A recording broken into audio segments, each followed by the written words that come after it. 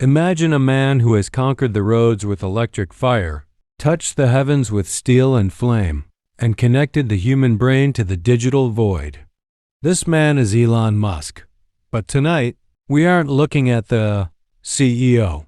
We are looking at a man standing alone in a room full of trophies, feeling the crushing weight of a silence that no amount of money can fill. At 4 a.m. in a hotel room in Dubai, staring at the ceiling, he finally stumbled upon the hardest equation of the heart. Achievement without connection is a golden cage. For 20 years, Elon has lived as a soldier. To build companies like Tesla and SpaceX when the entire world wanted them to fail, he had to build walls. He had to be cold, strategic, and intense. He treated every relationship like a system to be monitored, every person like a variable to be calculated. But here is the dark truth he has finally faced. The same armor that protects you from the arrows of your enemies also prevents the touch of a friend. He built walls so high that even love, the most powerful force in the universe, could not climb them. He mistook detachment for discipline and isolation for independence. Imagine the cost of that armor. Imagine the tension of always being on guard, of never being able to exhale because you are afraid that if you let your guard down, someone will take what you have earned. This is the armor of success. It glitters in the sun, it looks impressive to the public, but inside, the man is suffocating. Elon realized that he didn't want to be celebrated everywhere and known nowhere. He realized that the life he built for protection had actually become his prison. This is the moment he decided to pick up the pen, not to defend his empire, but to demolish the walls around his soul. He looked at his empire, the gigafactories, the launch pads, the satellites, and then he looked at his heart. He performed a spiritual calculation. On one side, there was control, which gives the illusion of safety. On the other side, there was trust, which is dangerous but is the only portal to true connection. Success has a shadow. The more powerful you become, the more people approach you with an agenda. They want a piece of your fame, a slice of your wealth, or a moment of your time to serve their own interests. This constant negotiation with the world creates a mental fatigue that no vacation can cure. Elon found himself living in a reality where every smile felt like a transaction. He reached a point where he started to question the very nature of human sincerity. Is it possible to be loved for who you are? Or are we all just being loved for what we can provide? This haunting question takes him back to 7 years ago, to a woman named Zara. She was patient beyond reason.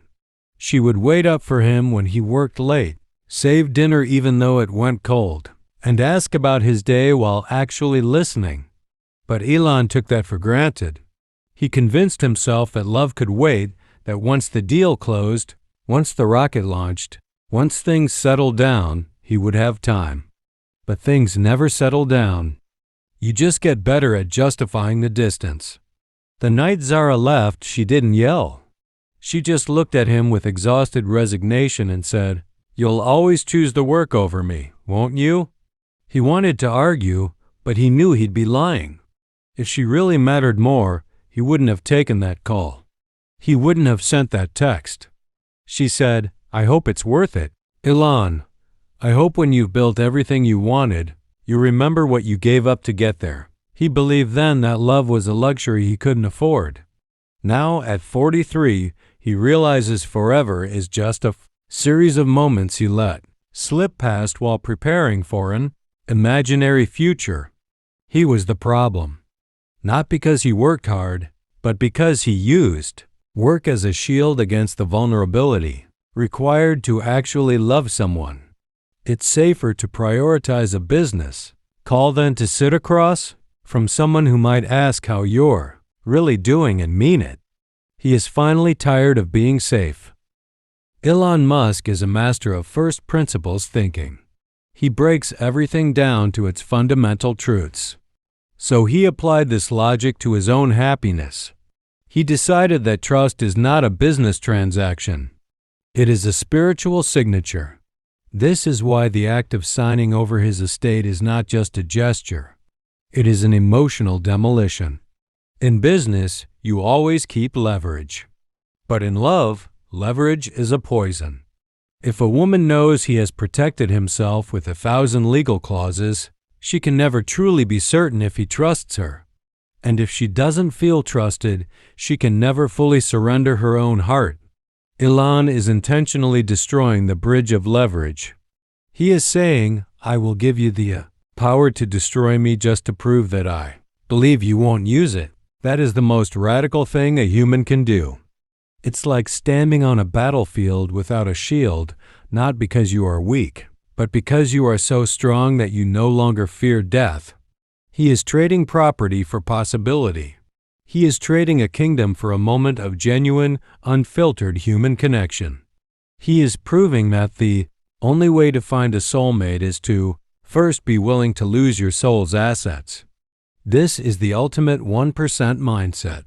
While the rest of the world is busy protecting their small piles of gold, the man with the biggest pile is ready to throw it all away just to feel something real.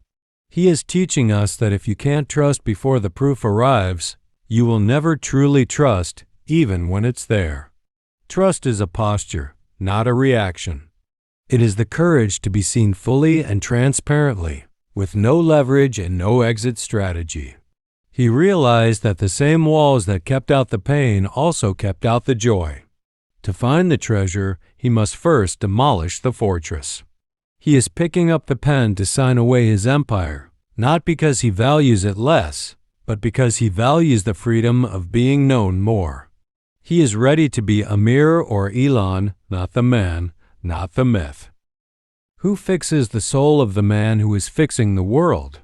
For years, Elon has been the one who solves everyone else's problems. He fixes the environment. He fixes transportation. He fixes space travel. But inside, he reached a limit. Every machine has a limit, and every human spirit has a breaking point. Elon realized that he didn't want to be celebrated by millions and known by no one. He looked at his life and saw that he had become useful, but not dear. Useful people get relied upon. They don't get loved. He remembered the first time he realized this at 34, after closing the biggest deal of his career.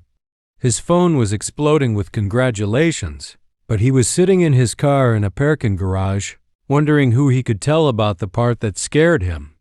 There was no one. Not because people didn't care, but because he had never taught anyone how to see him when he was falling apart. Success without a witness feels like screaming into a void. For 9 years, he has been trying to climb out of that void. He is tired of the performance. He is tired of showing up polished and charming, only to have the relationship end in month 3 because he never let them in. He would sabotage things by getting busy or prioritizing work, telling himself he was protecting them, but he was really protecting himself. If he never let them all the way in, they could never really leave. But you can't work your way into being loved. You have to risk it. You have to show up broken and uncertain and ask someone to see you anyway. He is finally ready to wear jeans and a simple shirt and walk into a cafe looking like a man who doesn't have all the answers. He is done hiding from the truth. He is ready to sit in the kind of silence that doesn't need filling. He is ready to find a silence that feels like home. This is the rebirth of the human spirit. What does it mean to leave a legacy? In the old world, legacy was about buildings with your name on them. In Elon's new world, legacy is about the resonance you leave within another human being. He wants to leave a habit of faith.